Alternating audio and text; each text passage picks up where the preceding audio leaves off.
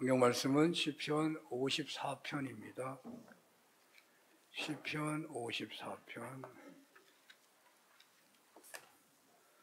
시편 54편 봉독합니다. 하나님이여 주의 이름으로 나를 구원하시고 주의 힘으로 나를 변호하소서. 하나님이여 내 기도를 들으시며 내 입의 말에 귀를 기울이소서. 낯선 자들이 일어나 나를 치고 포악한 자들이 나의 생명을 수색하며 하나님을 자기 앞에 두지 아니하였음이니이다. 하나님은 나를 돕는 이시며 주께서는 내 생명을 붙들어 주시는 이시니이다. 주께서는 내 원수에게 악으로 갚으시리니 주의 성실하심으로 그들을 멸하소서. 내가 낙헌제로 주께 제사하리이다. 여호와여 주의 이름에 감사하오리니 주의 이름이 선하심이니이다. 참으로 주께서는 모든 환난에서 나를 건지시고 내 원수가 보응받는 것을 내 눈이 똑똑히 보게 하셨나이다. 아멘. 시편 54편 본문으로 전쟁터를 사냥터로라는 제목으로 주님의 말씀을 증언하겠습니다. 세상에서 가장 비참하고 가장 두렵고 가장 비극적인 현장은 서로 간에 죽고 죽이는 전쟁일 것입니다.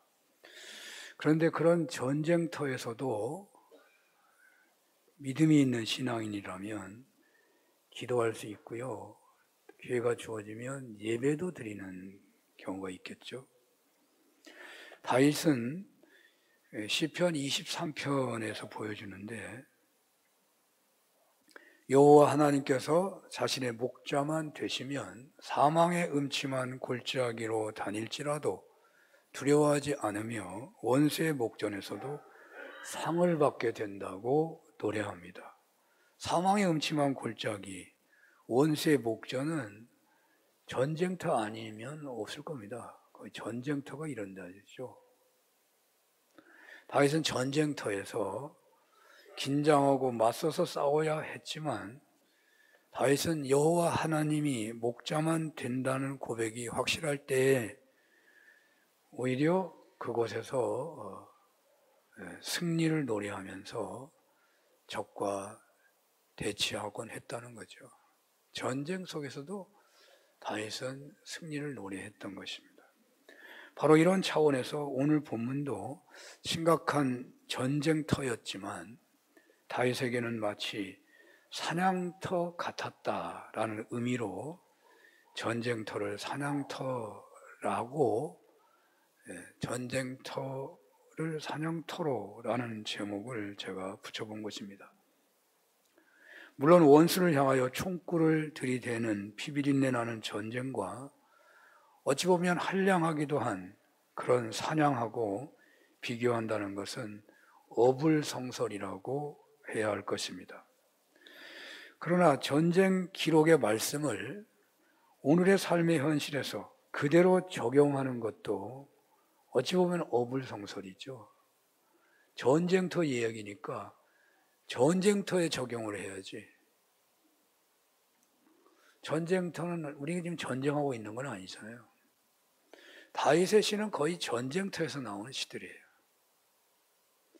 자, 어떻게 전쟁터 이야기가 오늘날 우리 삶의 현장에서 적절하게 적용될 수가 있을까 하는 생각을 하다가 전쟁터를 사냥터로라고 제목을 정해보게 되었다는 것입니다.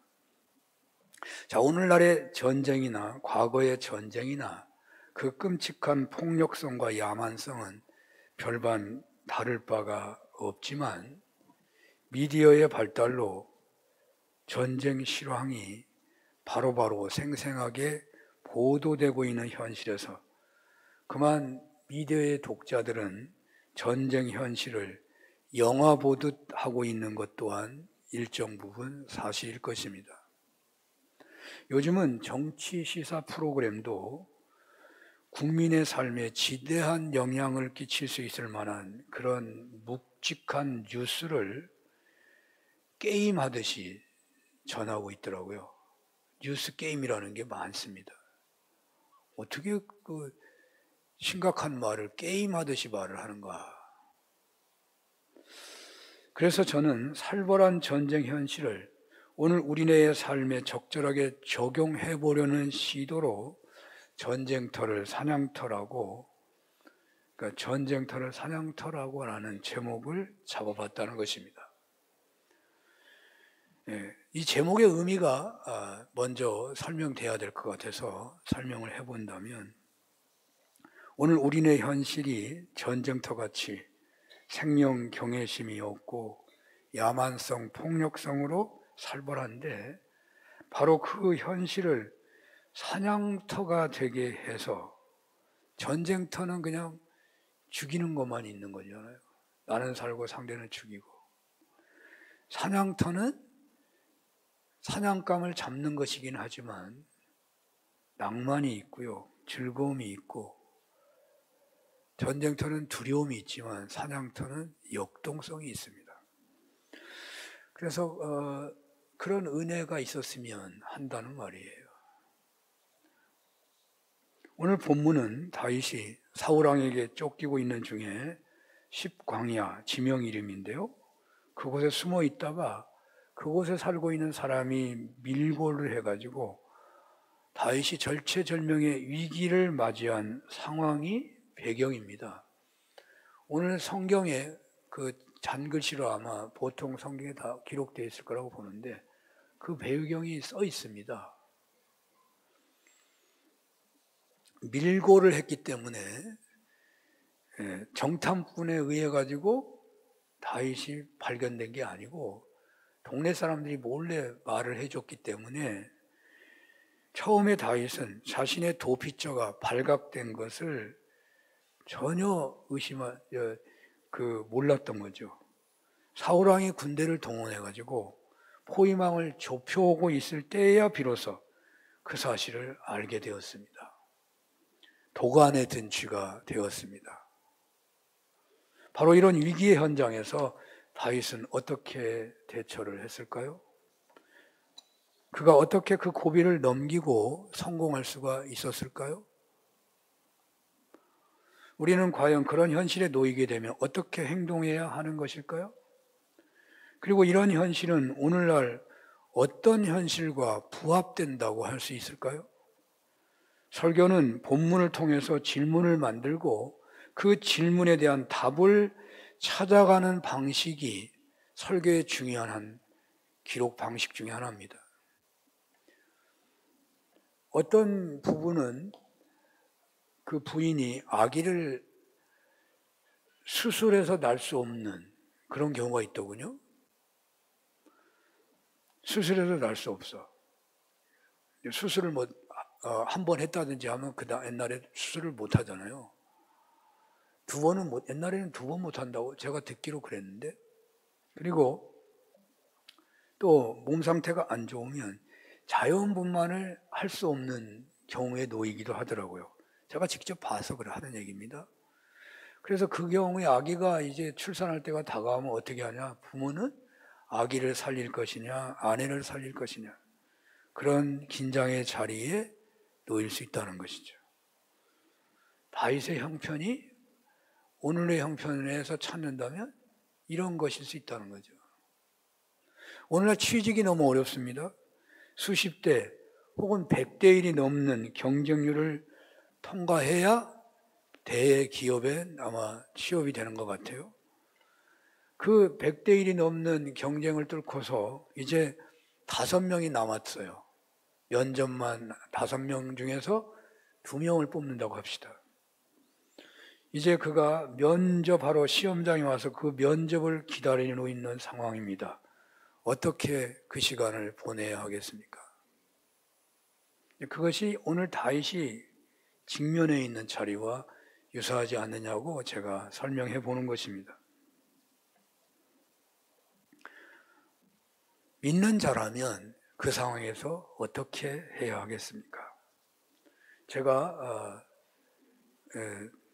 하영조 목사님하고 인연이 있어가지고 그분이 두란노 목회 연구원을 이 한국 교회에서 공개하게 되었을 때 제가 일기생으로 그 모임에 참여했었던 사람인데요. 그 두란노 목회연구원에서 매우 좀 이 한국 교회에 영향을 주었던 중요한 프로그램 하나를 시작했는데 그것이 뭐냐면 아버지 학교였습니다. 아버지 학교가 시작될 때 제가 일기로 참여를 한 바가 있습니다. 그 아버지 학교를 도은미 황은철이라고 하는 부부 목회자가 시작을 했거든요. 외국에서 박사학위를 하고 한국에 왔는데 하영주 목사님을 만나가지고 이 프로그램을 좀 해보라고 부탁을 받고 이 부부가 아버지 학교를 시작하려고 하는데 우리는 참여해가지고 이제 시작을 하는 거예요. 내용들은 이제 뭐 너무 기니까 설명할 수 없고 제 마음에 지금도 잊혀지지 않는 그들의 모습이 생각납니다. 한 사람이 남편이 강연을 하면 부인은 이쪽에서요 기도를 해요. 근데 기도가 뭐 눈 감고 안 보이게 하는 게 아니라 그냥 아주 기도하는 모습을 그대로 취해가지고 무릎 꿇고 그냥 막 속으로 하는데 입은 움직이더라고. 얼마나 간절히 기도하는지 몰라요. 한 사람은 강연을 하고. 근데 이제 부부가 하는 거니까 강사가 또 바뀌어. 여자분이 와서 도은미 박사가 강연하면 황은철 목사님 여기서 무릎 꿇고 기도를 해. 아, 뭐 그런 강연회가 있나 처음에는 그랬는데 쇼하는가? 처음에 그래 쇼하는가? 뭐 쇼하는 것 같기도 하고 이상하다 그랬어요. 근데 제가 나중에 알게 된 것은 생전 처음 하는 거라. 미국에도 없는 거예요. 미국에는 이제 내가 이름 잃어버렸네. 무슨 학교가 있어. 근데 그거를 이제 본받아갖고 아버지 학교라고 한 거죠. 남성들의 학교인가 뭐 그런 게 있는데 제가 금방 잊어버렸네요. 코로나도에 있는데. 네, 그분들하고 친해져갖고 제가 관리교회 부흥회로 이분들을 초대한 적이 있어요. 그래서 부흥회를 하면서 그걸 물어봐야 되는데 뭐 결례가 될까 못 물어보고 그냥 짐작을 한 거죠. 그분들의 하는 모습을 보면서 제가 짐작을 했는데 그게 처음 하는 거라 자기들이 할 수 있는 최고의 정성을 쏟았다는 거예요. 부부가. 한 사람이 준비를 다 해놓죠. 준비를 다 하고서 이제 강연을 하면 한 사람은 막 계속 기도하는 거예요. 그 자리에서. 자기들이 할 수 있는 최고의 정성을 보여주고 있는 거죠. 하나님 앞에. 모세가 아말렉과의 전쟁에서 어떻게 합니까? 여호수아 일행은 나가서 싸우고 모세와 아론과 훌은 모세가 손을 들고 기도하고 있는 거예요. 그리고 들고 있으면 싸우고 이기니까 아마 그런 것을 상상하고서 그렇게 몸을 바쳤던 것으로 기억이 됩니다.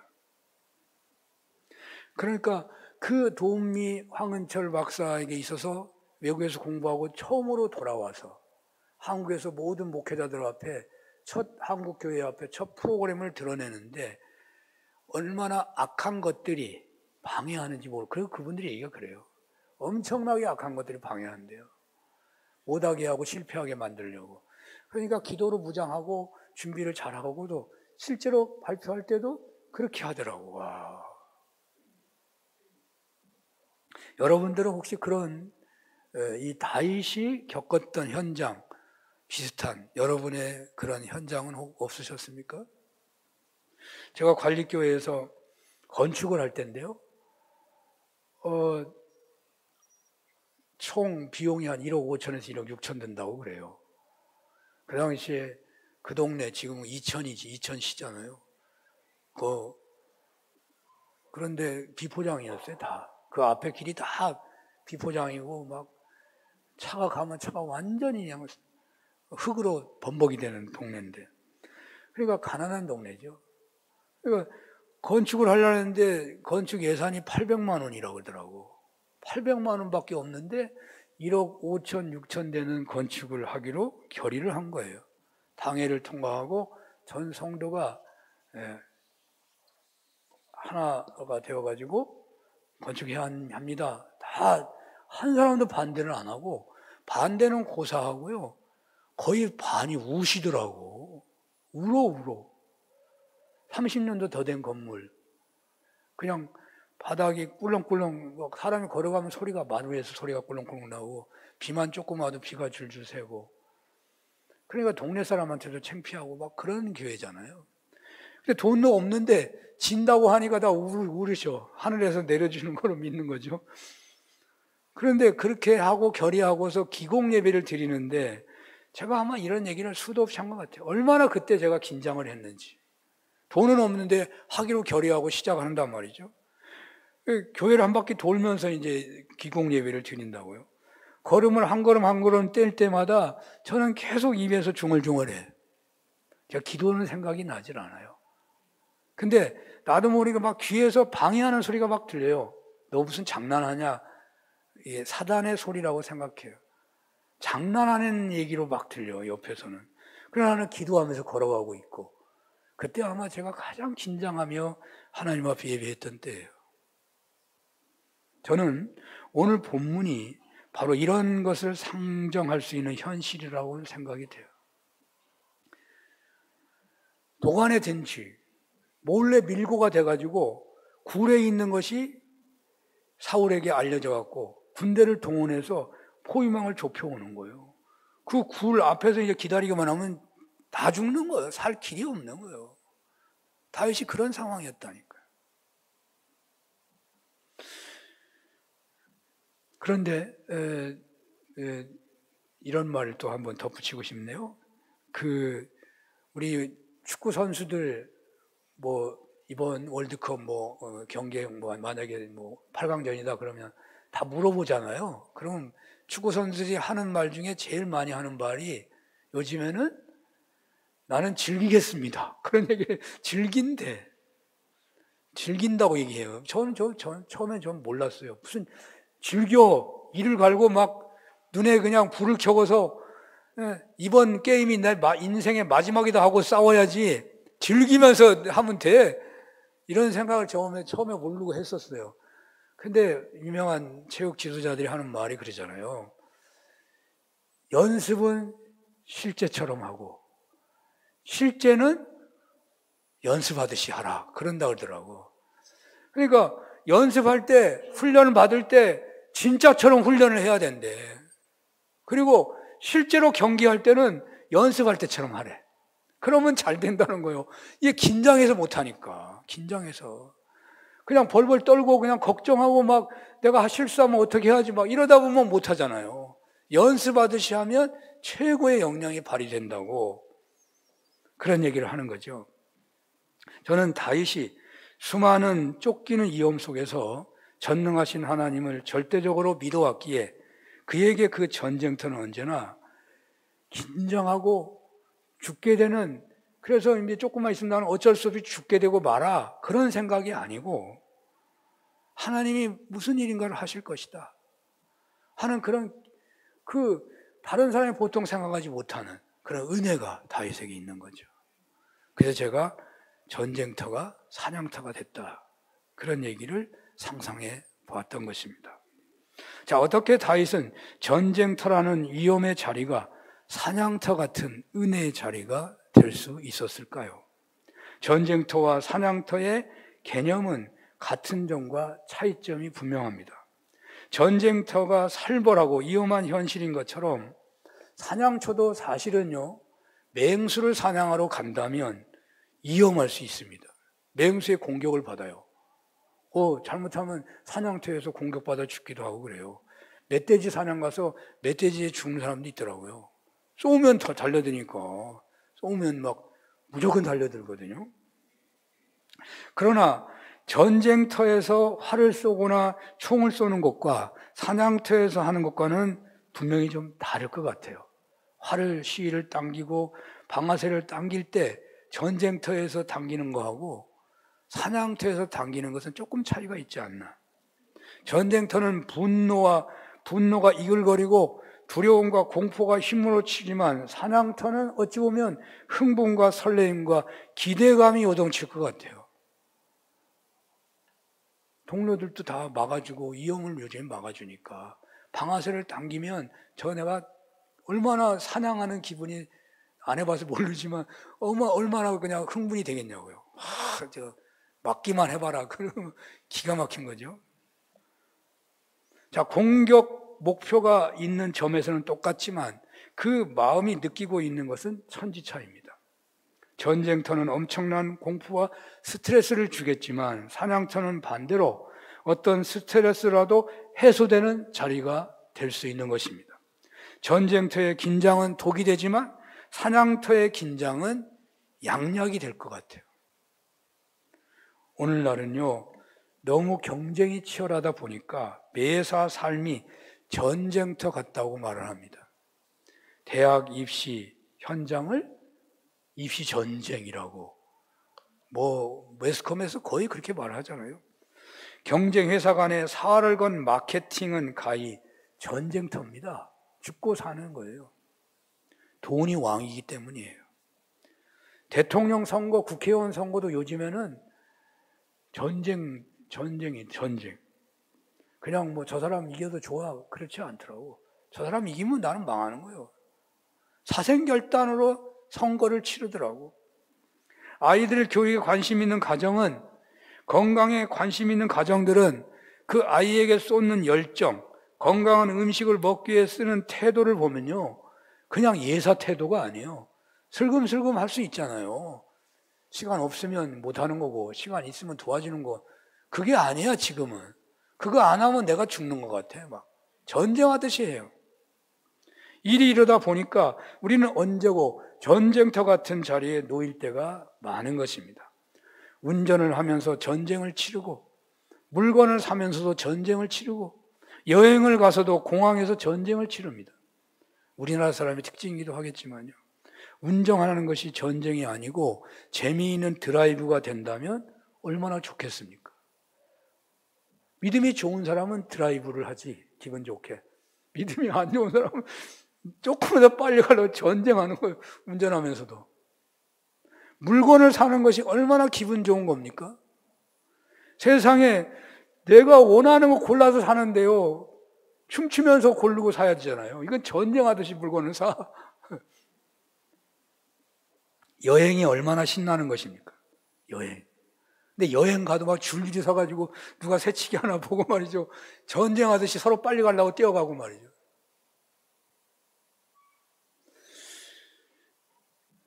전쟁 속에 살다 보니까 여행 가서도 그러고, 그래서 오늘날은요, 스트레스가 많고 질병도 많지 않은가 해집니다. 오늘 본문은 바로 그 현장에서 어떻게 그 전쟁터가 사냥터가 될 수 있을까를 생각해 보게 하는 말씀을 하고 그렇게 보고자 하는 것입니다. 1절에서 3절 한번 볼까요? 다 같이 읽어보겠습니다. 시작. 하나님이여 주의 이름으로 나를 구원하시고 주의 힘으로 나를 변호하소서. 하나님이여 내 기도를 들으시며 내 입의 말에 귀를 기울이소서. 낯선 자들이 일어나 나를 치고 포악한 자들이 나의 생명을 수색하며 하나님을 자기 앞에 주지 아니하였음이니이다. 아멘. 오늘 본문은 다윗이 사울의 공격을 피해가지고 도피하는 중에 10항무지에 숨어 들어갔는데 밀고가 돼가지고 이제 포위를 당했습니다. 포위당해도 그냥 골짜기에 포위당한 게 아니라 굴 속에 포위당해, 굴 속에. 이에 다윗은 하나님을 경외치 아니하며 자기를 해하기 위해서 혈안이 된 강포한 자들이 자기 눈앞에 들이닥친 급박한 위기 상황을 하나님 앞에 그냥 있는 대로 아뢰면서 구원을 강구하게 됩니다. 자, 보통 사람들은요, 극한 위기에 놓이게 되면 지푸라기라도 잡는다 그러잖아요.